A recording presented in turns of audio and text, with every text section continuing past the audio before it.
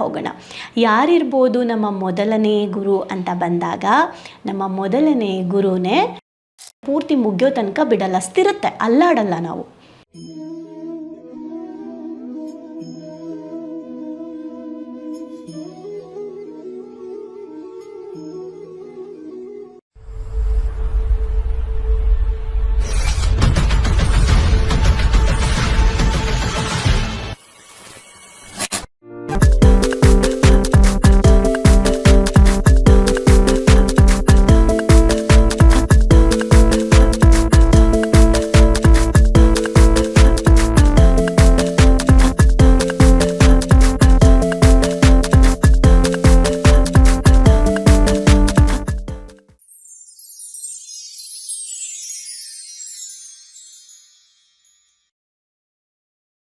ನಮಸ್ತೆ. ಜಗದೀಶ ಶರ್ಮಾ ಸಂಪಾಸರ್ ಬರೆದಿರುವಂತಹ ಪುಸ್ತಕ ಕಲಿಸದೆ ಕಲಿಸುವ 24 ಗುರುಗಳು ಅವಧೂತ ಮಾಡಿದ ಪ್ರಕೃತಿ ಪಾಠ. ಸೊ ಇದ್ರ ಬಗ್ಗೆ ಇವಾಗ ತಿಳ್ಕೊಳ್ಳೋಣ. ಇವತ್ತಿಂದ ನಾವು ಆ 24 ಗುರುಗಳಲ್ಲಿ ಒಬ್ಬರೊಬ್ಬರೇ ಗುರುಗಳನ್ನ ನಾವು ತಿಳ್ಕೊಳ್ತಾ ಹೋಗೋಣ. ಯಾರಿರ್ಬೋದು ನಮ್ಮ ಮೊದಲನೇ ಗುರು ಅಂತ ಬಂದಾಗ, ನಮ್ಮ ಮೊದಲನೇ ಗುರುನೇ ಭೂಮಿನೇ ನಮಗೆ ಮೊದಲ ಗುರು. ಹೇಗೆ ಅಂತ ನೋಡೋಣ. ಅವಧೂತರು ಸ್ವಚ್ಛಂದವಾಗಿ ಸಂಚರಿಸುತ್ತಾ ಇದ್ದರು. ಅವರು ಓಡಾಡ್ತಾ ಇರಬೇಕಾದ್ರೆ, ಅವರು ನಡಿಬೇಕಾದ್ರೆ ಅವ್ರಿಗೆ ಕಾಲು ನಡೀತಾ ನೆಲ, ಭೂಮಿ ಏನಿದೆ ಅದು ಅವ್ರನ್ನ ಅಟ್ರ್ಯಾಕ್ಟ್ ಮಾಡ್ತಂತೆ. ಅವರು ಸಡನ್ನಾಗಿ ನಿಂತ್ಕೊಂಡ್ರಂತೆ. ನಿಂತುಬಿಟ್ಟು ಅವ್ರ ಗಮನ ಸೆಳೀತಂತೆ ಭೂಮಿ. ಆಗ ಅದರ ಮೇಲೆ ನಿಂತು ಯೋಚನೆ ಮಾಡಿದ್ರಂತೆ ಅವರು. ಏನಂತ? ಭೂಮಿ ಜೀವಕೋಟಿ ಆಶ್ರಯ ಇತ್ತವಳು. ಜೀವಕೋಟಿಗಳಿಗೆ ಆಶ್ರಯ ಕೊಟ್ಟಿರೋದು ಭೂಮಿ. ಅವಳಿಂದಾಗಿಯೇ ಇವತ್ತು ಜೀವ ಜಗತ್ತು, ಭೂಮಿಯಿಂದನೇ ಇಡೀ ಜೀವ ಜಗತ್ತು ನಿಂತಿರೋದು, ಭೂಮಿ ಮೇಲೆ ನಿಂತಿರೋದು, ನಾವೆಲ್ಲರೂ ಇರೋದು. ಅವಳು ಆಧಾರವಾಗದೇ ಇದ್ದರೆ ಬದುಕಿಲ್ಲ. ಭೂಮಿ ಒಂದ್ಸಲ ಕಂಪನ ಆದರೆ ನಮಗೆ ಬದುಕಿಲ್ಲ. ಆಧಾರ ಮಾತ್ರವಲ್ಲ, ಅವಳು ಪೋಷಕಳು ಹೌದು. ಅಂದರೆ ನಮಗಿವತ್ತು ಆಹಾರ ಧಾನ್ಯವೆಲ್ಲ ಬೆಳೆಯೋಕ್ಕೆ ಸಾಧ್ಯ ಆಗ್ತಾ ಇರೋದು ಭೂಮಿಯಿಂದಾನೆ, ಮಣ್ಣಿನಿಂದಾನೆ. ಹಾಗಾಗಿ ಅವಳು ಪೋಷಕಳು ಹೌದು. ಅಂದರೆ ನಮಗೆ ತಂದೆ ತಾಯಿ ಸ್ಥಾನದಲ್ಲಿರೋರು ಹೌದು. ಜೀವಿಯ ಬದುಕಿಗೆ ಬೇಕಾದ ಎಲ್ಲವನ್ನು ಅವಳು ಕೊಡ್ತಾ ಇದ್ದಾಳೆ. ನಮ್ಮ ಬದುಕಿಗೆ ಏನೆಲ್ಲ ಬೇಕೋ ಅದೆಲ್ಲವನ್ನು ಕೊಡ್ತಾ ಇರೋದು ಭೂಮಿ. ಅವಳು ನೀರನ್ನು ಹೊತ್ತಿದ್ದಾಳೆ. ಭೂಮಿಯಲ್ಲಿ ನೀರು ಇದೆ, ಗಿಡ ಮರ ಇದೆ.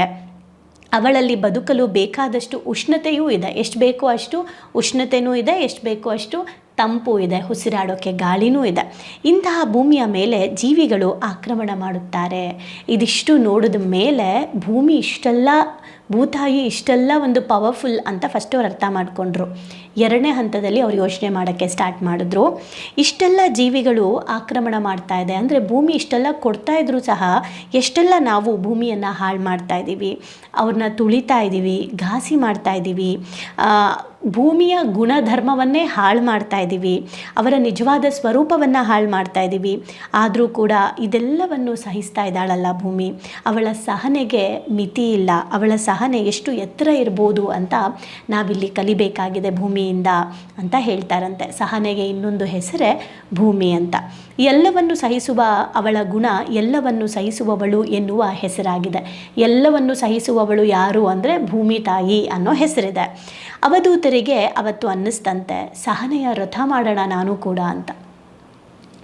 ಈಗ ಭೂಮಿ ಅಂದರೆ ಭೂಮಿಯ ಮಹತ್ವ ಏನು ಅಂತ ನೋಡಿದ್ವಿ. ಭೂಮಿಗೆ ತೊಂದರೆಗಳನ್ನು ಎಷ್ಟು ಕೊಡ್ತಾ ಇದ್ದಾರೆ ಅಥವಾ ಕೊಡ್ತಾ ಇದ್ದೀವಿ, ಆದರೂ ಸಹ ಅವಳು ಹೇಗೆ ಸಹನೆಯಿಂದ ಇದ್ದಾಳೆ ಅಂತ ನೋಡಿದ್ವಿ. ಈಗ ನಾವು ನಮ್ಮ ಜೀವನದಲ್ಲಿ ಅದನ್ನು ಹೇಗೆ ಅಳವಡಿಸ್ಕೋಬೇಕು ಅಂತ ಹೇಳ್ತಿದ್ದಾರೆ. ನಾವು ಕೂಡ ಭೂಮಿಯಷ್ಟೇ ಗಟ್ಟಿಯಾಗಿರಬೇಕು. ನಮ್ಮಲ್ಲೂ ಕೂಡ ನಮ್ಮ ಜೊತೆಗೆ ಬಂದವರು ಬದುಕುವ ಹಾಗೆ, ಜೀವ ಜಗತ್ತಿಗೆ ಹೇಗೆ ಭೂಮಿ ಕಾರಣ ಆಗಿದ್ದಾಳೋ ಹಾಗೆ ನಾವು ಕೂಡ ನಮ್ಮ ಜೊತೆ ಇರೋರಿಗೆ, ನಮ್ಮ ಜೊತೆ ಬರೋರಿಗೆ, ನಮ್ಮನ್ನು ನಂಬಿ ಬರೋರಿಗೆ ನಾವು ಕೂಡ ಜೀವ ಜಗತ್ತು ಅಂದರೆ ಅವರ ಜೀವನ ಸೃಷ್ಟಿಯಾಗೋದಕ್ಕೆ ನಾವು ಸಹಕಾರ ಮಾಡಬೇಕಾಗಿದೆ. ಓಕೆ, ಹಾಗೇ ನಮಗೆ ಯಾರು ತೊಂದರೆ ಕೊಡ್ತಾರೆ, ಮೋಸ ಮಾಡ್ತಾ ಇದ್ದಾರೆ, ಬೆನ್ನಿಗೆ ಚೂರಿ ಆಗ್ತಿದ್ದಾರೆ ಅಂದರೆ ಭೂಮಿಯ ಹಾಗೆ ಸ್ಥಿರತೆಯಿಂದ ಸಹಿಸ್ಕೊಳ್ಳಿ ಅಂತ ಹೇಳ್ತಿದ್ದಾರೆ. ಅಂದ ತಕ್ಷಣ ಇವಾಗ ನಮಗೆಲ್ಲ ಒಂದು ಪ್ರಶ್ನೆ ಬರುತ್ತೆ, ಅಂದರೆ ಏನು ಮಾಡಿದ್ರೂ ಸಹಿಸ್ಕೋಬೇಕಾ ಅಂತ. ಅದಕ್ಕೆ ಇಲ್ಲೊಂದು ಹೇಳಿದ್ದಾರೆ, ಭೂಮಿ ಕೂಡ ಸಹನೆ ಮೀರಿದ್ರೆ ಏನಾಗುತ್ತೆ? ಭೂಕಂಪ ಆಗುತ್ತೆ ಅಲ್ವಾ? ಆದರೆ ಆ ಭೂಕಂಪ ಏನು ಆಗುತ್ತೆ, ಮತ್ತೆ ಭೂಕಂಪ ಆದಮೇಲೆ ಮತ್ತೆ ಭೂಮಿ ಸೇಮ್ ಸ್ಥಿತಿಗೆ ಬರುವಂತಹ ಒಂದು ಗುಣವನ್ನು ಕೂಡ ಭೂಮಿ ಹೊಂದಿದ್ದಾರೆ.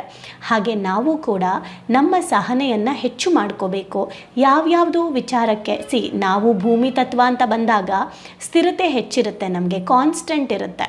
ಯಾವಾಗ ನಾವು ಭೂಮಿಯ ತತ್ವವನ್ನು ನಾವು ಅಳವಡಿಸ್ಕೊಂಡಿರ್ತೀವಿ ಆಗ ನಾವು ಸ್ಥಿರತೆಯಿಂದ ಇರ್ತೀವಿ. ಯಾವುದೇ ಕೆಲಸ ತಗೊಂಡ್ರು ಕಾನ್ಸ್ಟೆಂಟಿಂದ ಮಾಡ್ತೀನಿ, ವಿಚಲ ಆಗೋದಿಲ್ಲ, ಕನ್ಫ್ಯೂಷನ್ ಆಗೋದಿಲ್ಲ, ಗೊಂದಲಗಳಾಗೋದಿಲ್ಲ. ಸೊ ನಾವು ಯಾವುದೋ ಒಂದು ಕೆಲಸ ಕೈಗೆ ತೊಗೊಂಡ್ರೆ ಅದು ಪೂರ್ತಿ ಮುಗಿಯೋ ತನಕ ಬಿಡಲ್ಲ, ಸ್ಥಿರತೆ, ಅಲ್ಲಾಡಲ್ಲ ನಾವು. ಓಕೆ, ಆ ಗುಣವನ್ನು ನಾವು ಭೂಮಿಯಿಂದ ಕಲಿಬೇಕಾಗಿದೆ. ಹಾಗೆ ಸಹಿಸ್ಕೊಳ್ಳುವ ಗುಣ ಅಂದರೆ ಚಿಕ್ಕದಕ್ಕೂ ನಾವು ಬೇಜಾರು ಮಾಡ್ಕೊಳ್ಳೋದು, ಮುಂಚ್ಕೊಳ್ಳೋದು, ಬೈಯೋದು, ಜಗಳ ಆಡೋದು, ಮನಸ್ತಾಪಗಳು ಮಾಡ್ಕೊಳ್ಳೋದನ್ನು ಬಿಟ್ಟು ಈ ಚಿಕ್ಕದನ್ನು ಸಹಿಸ್ಕೊಳ್ಳೋದನ್ನು ಪ್ರಾಕ್ಟೀಸ್ ಮಾಡಿ ಅಂತ ಹೇಳ್ತಿದ್ದಾರೆ. ನಿಜವಾಗ್ಲೂ ಭೂಮಿ ಕಂಪನ ಯಾವಾಗ ಆಗಬೇಕು ಅಂದರೆ ನಾವು ಅದೇ ಥರನೇ ನಮ್ಮ ಕಂಪನ ಯಾವಾಗಲೂ ಆಗ್ತಾ ಇರುತ್ತೆ ಅಲ್ವಾ. ಭೂಕಂಪ ಎಲ್ಲೋ ಯಾವಾಗಲೋ ಒಂದು ಸಲ ಆದರೆ ನಾವು ಡೈಲಿ ಭೂಕಂಪ ಮಾಡ್ಕೊತಾನೆ ಇರ್ತೀವಿ. ಹಾಗಾಗಿ ಡೈಲಿ ಭೂಕಂಪ ಮಾಡ್ಕೊಳ್ಳೋದಲ್ಲ, ಸಹಿಸುವುದನ್ನು ಕಲಿಬೇಕು. ಅವಶ್ಯಕತೆ ಮೀರಿ ಹೋಗ್ತಿದೆ ಅಂದಾಗ ಮಾತ್ರ ನಮ್ಮ ಪವರ್ ಏನು, ಭೂಮಿಯ ಒಂದು ಕಂಪನ ಹೇಗಿರುತ್ತೆ ಅನ್ನೋದನ್ನು ಒಂದು ವೈಬ್ರೇಷನ್ ಕೊಡಬೇಕು. ಈ ರೀತಿ ಭೂಮಿಯಿಂದ ನಾವು ಕಲಿಬೇಕಾಗಿರೋ ವಿಚಾರ. ಈಗ ನಾವೇನೇನು ಕಲ್ತ್ವಿ ಭೂಮಿಯಿಂದ, ಯಾವುದೇ ಕೆಲಸನ ಆಯ್ಕೆ ಮಾಡಿಕೊಂಡ್ರೆ ಅದನ್ನು ಪೂರ್ತಿ ಮಾಡಬೇಕು. ಯಾವುದೇ ಕಾರಣಕ್ಕೂ ಏನೇ ಮಾತಾಡಿದ್ರು ಈ ಚಿಕ್ಕ ವಿಚಾರಕ್ಕೆ ನಾವು ಶೇಕ್ ಆಗಬಾರ್ದು, ನಾವು ಸ್ಥಿರವಾಗಿರಬೇಕು. ಭೂಮಿ ಹೇಗೆ ಜೀವಕೋಟಿಗೆ ಜೀವ ಜಗತ್ತಿಗೆ ದಾರಿ ಮಾಡಿಕೊಟ್ಟಿದೆಯೋ, ಜಾಗ ಕೊಟ್ಟಿದೆಯೋ, ಹಾಗೆ ನಾವು ಕೂಡ ನಮ್ಮ ಒಂದು ಮನಸ್ಸಿನಲ್ಲಿ, ನಮ್ಮ ಜೀವನದಲ್ಲೂ ಕೂಡ ಬಹಳಷ್ಟು ಜನರು ಜೀವನ ಮಾಡೋ ಹಾಗೆ, ಅವರ ಒಂದು ಜೀವ ಜಗತ್ತು ಸೃಷ್ಟಿ ಆಗೋ ಹಾಗೆ ನಾವು ಸಹಕಾರ ಮಾಡಬೇಕಾಗಿದೆ. ಹುಟ್ಟಿದ್ದೀವಿ, ಸೊ ಭೂಮಿ ತತ್ವದಿಂದ ಇದನ್ನು ಕಲ್ತ್ಕೊಂಡು ನಾವು ಕೂಡ ಸಾವಿರಾರು ಜನಕ್ಕೆ ಒಳ್ಳೆಯದನ್ನು ಮಾಡಬಹುದು. ಸೊ ಒಳ್ಳೆಯದನ್ನು ಮಾಡಬೇಕು ಅನ್ನೋ ಮನಸ್ಸು ನಮ್ಮಲ್ಲಿದ್ದಾಗ ಭೂಮಿಯ ತತ್ವದ ಮೂಲಕ ಸ್ಥಿರತೆ, ಸ್ಟ್ರಾಂಗ್, ಕಾನ್ಸ್ಟೆಂಟ್ ಆಗಿರ್ತೀವಿ. ಸುಮ್ಮನೆ ಏನು ಹೇಳ್ತಾರೆ, ನಾವು ಶೇಕ್ ಆಗೋಕ್ಕಾಗಲ್ಲ. ಸೊ ಭೂಮಿಯ ಹಾಗೆ ನಾವು ಮಾಡುವಂತಹ ಕೆಲಸದಲ್ಲಿ ನಾವು ಕಾನ್ಸ್ಟೆಂಟ್ ಆಗಿರೋಣ, ಸ್ಟ್ರಾಂಗ್ ಆಗಿರೋಣ, ಸ್ಥಿರವಾಗಿರೋಣ. ಇನ್ನೂ ಏನೆಲ್ಲ ಕಲಿಬೋದು ನಾವು ಭೂಮಿಯಿಂದ ನೋಡಿ. ಓಕೆ, ಸೊ ಭೂಮಿ ಕೂಡ ನಮಗೆ ಮೊದಲ ಒಂದು ಏನು ಹೇಳ್ತಾರೆ ಗುರು ಆಗಿದ್ದಾರೆ. ಹಾಗೆ ನಾವು ಇನ್ನೊಬ್ಬರ ಕನಸುಗಳಿಗೆ ಸಹಕಾರ ಕೊಡ್ತಾ, ಇನ್ನೊಬ್ಬರ ಯಶಸ್ಸಿಗೆ ದಾರಿ ಮಾಡಿಕೊಡ್ತಾ, ಅವರ ಜೊತೆಗೆ ನಾವು ಕೂಡ ಬೆಳೀತಾ ಹೋಗ್ಬೋದು. ಹೇಗೆ ಭೂಮಿ ಅಲ್ಲಿರೋರೆಲ್ರಿಗೂ ಒಂದು ಸ್ಥಾನನ ಕೊಡ್ತಾ ಭೂಮಿ ಕೂಡ ವಿಸ್ತಾರವಾಗಿದೆ, ಹಾಗೆ ನಾವು ಕೂಡ ವಿಸ್ತರಿಸ್ತಾ ಹೋಗ್ಬೋದು. ಸೊ ಭೂಮಿ ನಮ್ಮ ಮೊದಲ ಗುರು. Thank you.